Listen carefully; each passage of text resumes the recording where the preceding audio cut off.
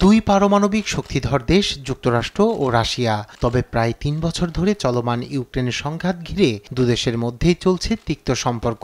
সে সম্পর্কে আবারও সুশীতল বার্তা বইছে ডোনাল্ড ট্রাম্প ফের মার্কিন মসনদে বসার পর। যুদ্ধ শেষ করার জন্য একটি চুক্তিতে পৌঁছাতে শিগগির রাশিয়ার প্রেসিডেন্ট ভ্লাদিমির পুতিনের সঙ্গে বৈঠকে বসার কথা রয়েছে ট্রাম্পের। কিন্তু এই বৈঠক কবে ও কিভাবে হতে পারে তা নিয়ে কিছুই জানাননি ট্রাম্প। তবে বৈঠক নিয়ে ওয়াশিংটনের সংকেতের অপেক্ষায় রুশ প্রেসিডেন্টের কার্যালয় ক্রেমলিন।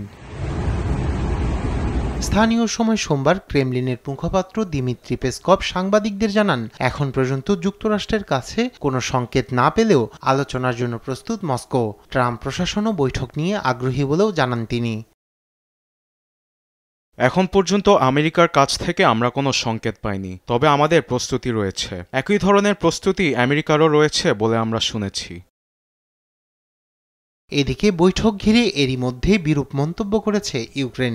দেশটিকে বাদ দিয়ে যুক্তরাষ্ট্র রাশিয়ার মধ্যে যে কোনো বৈঠকের আয়োজন নিয়ে সতর্ক করেছে কিয়েভ। পুতিন কৌশলে ট্রাম্পকে ব্যবহার করার চেষ্টা করছে বলেও অভিযোগ তাদের। রায়হান কবি শুভ্র, নিউজ ডেস্ক, দেশ টিভি।